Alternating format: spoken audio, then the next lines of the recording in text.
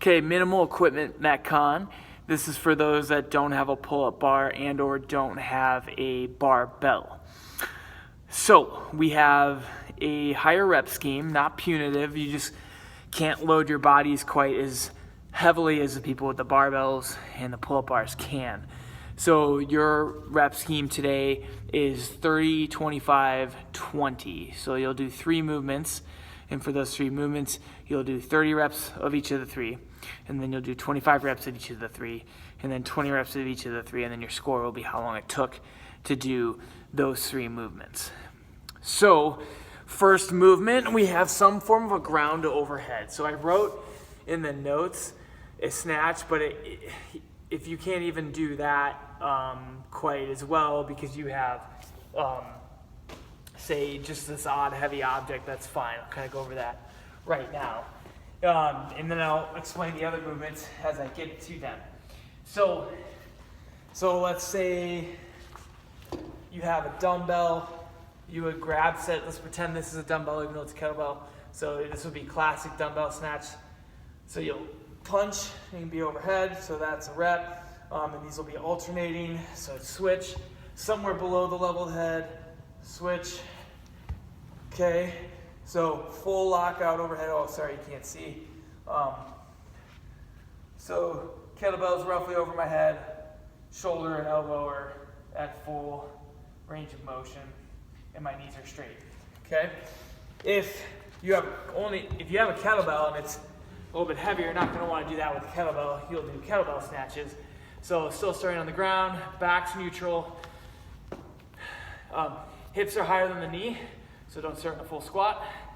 But back is still neutral. I'm looking not all the way up, not all the way down, in between the two. And then I'm going to drive my legs, my feet through the floor to the center of the earth.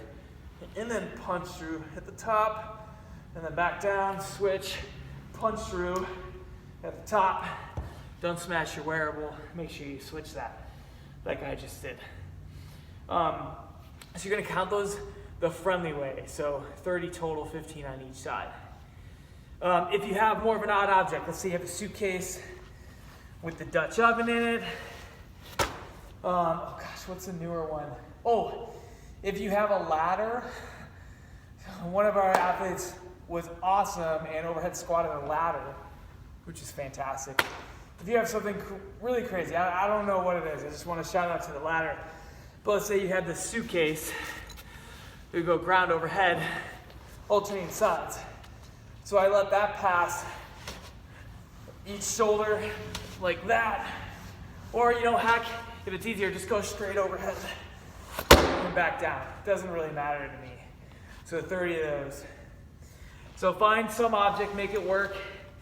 Even if it's not that heavy, even if it's empty plate, any of those things will work. All of them have the same prerequisite, all of them have the same general movement patterns of hips higher than the knees at the bottom, spine neutral, and then drive the knees back and then bring the hips forward, just like a deadlift, a clean, or a snatch. Okay, so 30 of those. First round, 25, and then 20. Second movement, you're going to take said object and goblet squat it. So feet shoulder width apart, weight somewhere on the chest like this. You could even hug it, whatever. Gosh, if you get tired enough where you'll keep moving, put it onto one shoulder. No, that's easier. Try to hold it in the chest, unless it's super awkward. So goblet squat, hip crease below knee, standing up all the way at the top. Got your suitcase, big bear hug, or maybe you have a backpack with some weights in it or heavy books in it. No excuses. You have some weight at home. Unless you live in a tent and have nothing. Then pack up your tent and goblet squat that. I'm mostly kidding. Okay. Third movement. Okay, bent over rows. It's come to my attention that this can be hard on your back when you do a lot of reps with it, and my apologies for not thinking that ahead of time and addressing it sooner. So I will go over how to adjust for that if that is you, if that's relevant to you. So if it's not relevant to you, we'll continue doing it as you were. If your weight is heavy enough, and what I mean by heavy enough is doing 30 reps in a row or with a couple short breaks, so test it out beforehand, is relatively hard. So then you'll do it with 2 arms, okay? So hinged over, back to neutral, shins are mostly vertical. I'm pulling to my hip crease, minimal elbow bend. Do not pull to the chest, pull to the hip crease, okay? Now, if it's not that heavy, then I want you to do, let's say maybe 20 on each side for the 30. So maybe just add 10 reps. So I got 20 and then 20 on this side. And if you decide at the beginning, oh yeah, that was really light and easy, but halfway through you could just go back to the normal rep scheme and then pull with 2 arms, okay?